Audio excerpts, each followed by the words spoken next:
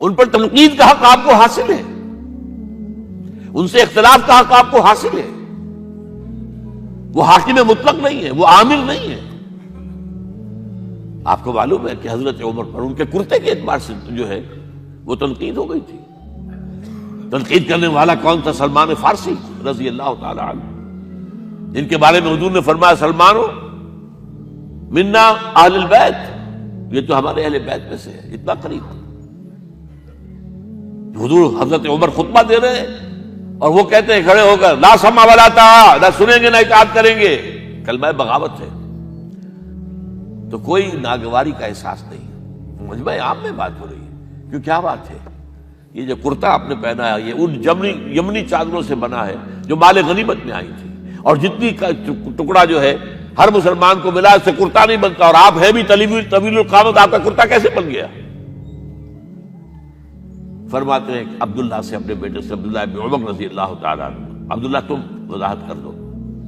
وہ کھڑے ہو کے کہتے ہیں نہ میرا کرتا بن رہا تھا نہ ابا جان کا، میں نے اپنے حصے کا کپڑا ابا جان کو دیا ہے، اس سے یہ کرتا بنا. الآن نسمع ونطیع، بس اب اس کے بعد آپ فرمائیے، آپ جو کہیں گے سنیں گے اور اطاعت کریں گے. یہ متوازن نظام، نہ ڈکٹیٹریت ہے کہ کوئی بول نہیں سکتا. تم اور حاکم وقت پر تنقید کر رہے ہو اور برملا کر رہے ہو. ایک عورت پکڑ لیتی ہے حضرت عمر کو رضی اللہ تعالی عنہ. حضرت عمر نے آرڈیننس نافذ کر دیا تھا کہ اتنے سے زیادہ، اتنی رقم سے زیادہ مہر نہیں رکھا جا سکتا.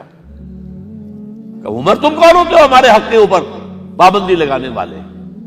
جب قرآن میں ہے وَآتَيْتُمْ إِحْدَاهُنَّ قِنطَارًا، چاہے تم نے اپنی کسی بیوی کو ڈھیروں سونا دیا ہو تب بھی طلاق کی شکل میں واپس نہیں لے سکتے.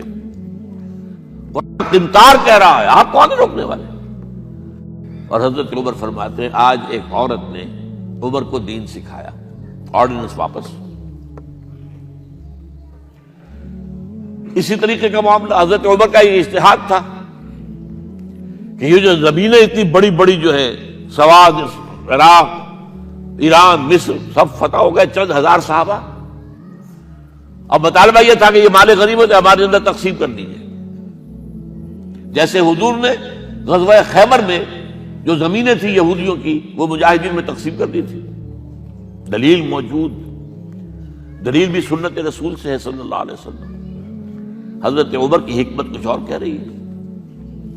یہ بات تو میں اپنے انداز سے کہہ رہا ہوں کہ اگر ایسا ہو گیا تو تاریخ انسانی کی سب سے بڑی جاگیرداری قائم ہو جائے گی.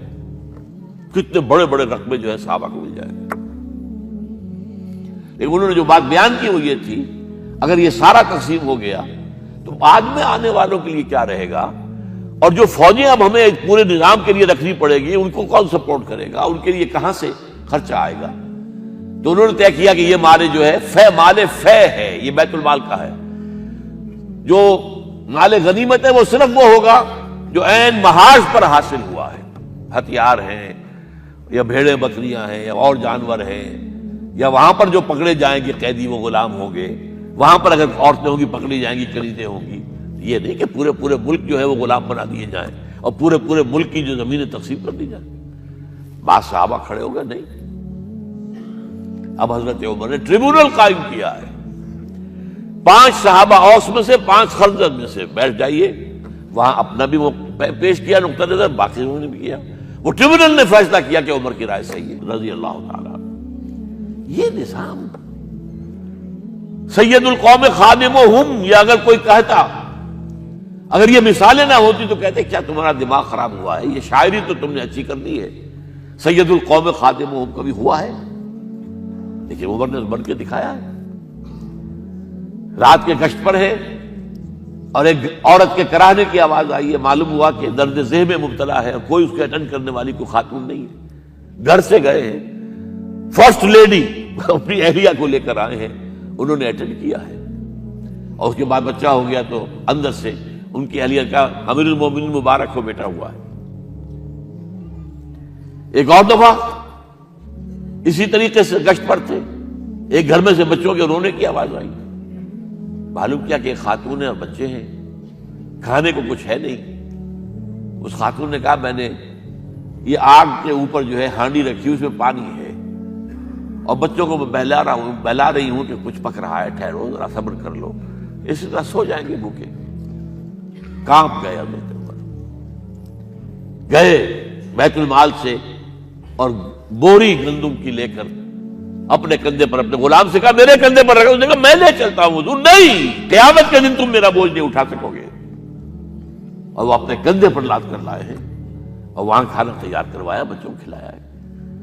یہ نظام، یہ ہے رحمت للعالمینی کا مظہر۔ یہ جان لیجئے سیرت محمدی صلی اللہ علیہ وسلم کے جب آپ مطالعہ کرتے ہیں کہ وہ سارا انقلابی جدوجہد کا دور ہے، اس میں ابھی نظام کی جو خوبیاں ہیں وہ پورے طور پر سامنے نہیں آئی تھی۔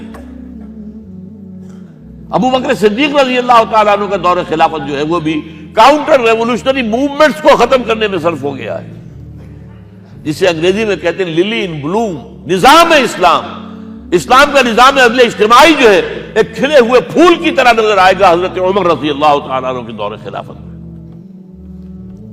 مساوات کا اندازہ آپ کر سکتے؟ کوئی خلیفہ وقت سفر کر رہا ہے بیت المقدس کا،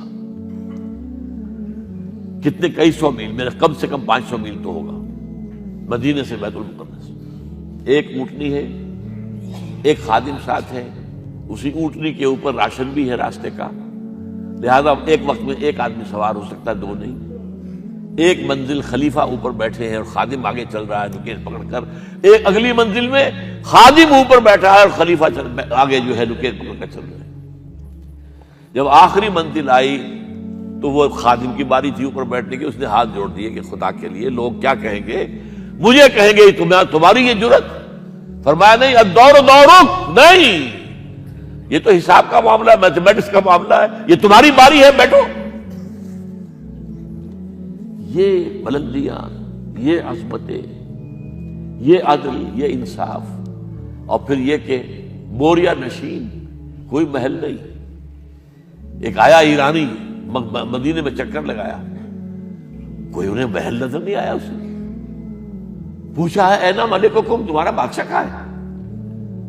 جواب دیا گیا لیس لنا ملک بل لنا امیر، ہمارا کوئی ملک نہیں ہے، بادشاہ نہیں ہے، ہمارا امیر ہے۔ کہاں ہے تمہارا امیر بھائی؟ وہ بیت المال کے کچھ اونٹ گم ہو گئے تھے، سب تلاش کر چکے، نہیں ملا، ہمارا خلیفہ خود گیا ہے۔ کسی کو ساتھ لے کر گیا ہوگا آئیڈینٹیفیکیشن کے لیے، تو دیکھا دوپہر ہو گئی تھی، دھوپ تیز ہو گئی تھی، حضرت عمر اپنے درے کو اپنے گردن کے نیچے رکھ کر ایک درخت کی چھاؤں میں آرام کر رہے تھے۔ نہ کوئی باڈی گارڈ ہے، نہ کوئی محافظ ہے۔ انہیں وہی کھڑے ہو کر کہا، اے عمر تم انصاف کرتے ہو تو تمہیں کوئی ڈر نہیں ہے، اور ہمارے بادشاہ خون پیتے ہیں لوگوں کا، وہ کانپتے رہتے ہیں، انہیں اونچی اونچی فصیلیں چاہیے، بڑے بڑے فوجی چاہیے، انہیں تو بہت اسکواڈز چاہیے کہ جو ان کی حفاظت کریں۔